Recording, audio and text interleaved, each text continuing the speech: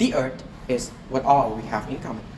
And we should recognize that supposedly there's no such trade-offs between economic, social, and environmental objectives. There's no such economic success or social development in an habitable planet.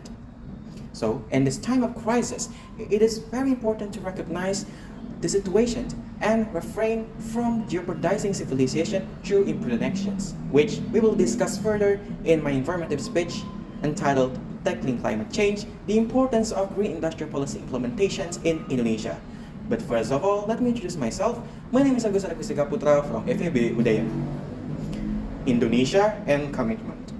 We made such a long way to meet our commitment, but most of the time it's not working. We can see from the most fundamental aspect, which is the energy, our government had targeted 23% of total energy supply in Indonesia in 2025 or come from the new and renewable energy, and it increased the number by 31% in 2050. However, a study by IRENA showed that we supposed to achieve our target in 2050 20 years earlier.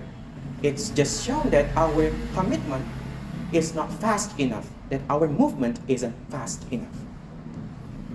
Also, in the global monumental movement, for example, in the Paris Agreement in 2016 and also the G20 presidency, we are delegating Asian country, but in fact, amongst all of the G20 country, we are the only country that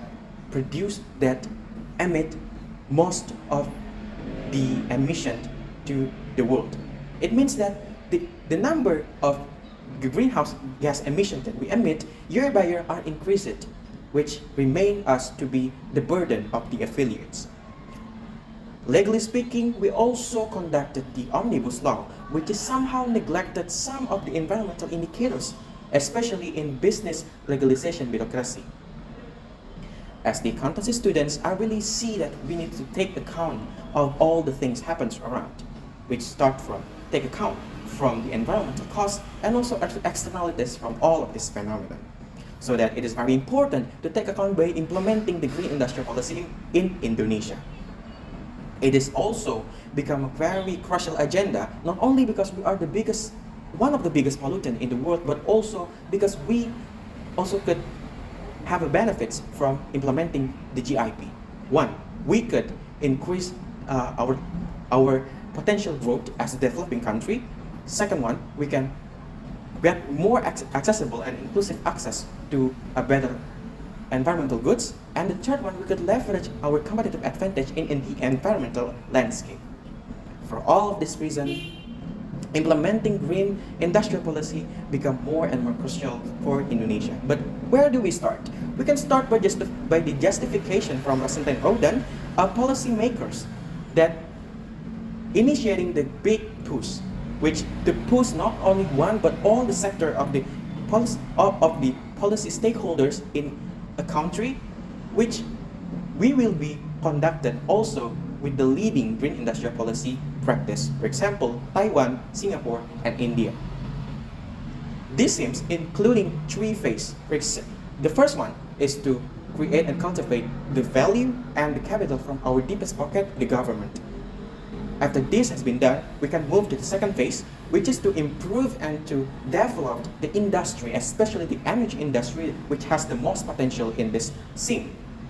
And the third one, we can create more sustainable revenue and more sustainable consumption while doing the improvement and development in such a sufficient research and development in energy sector.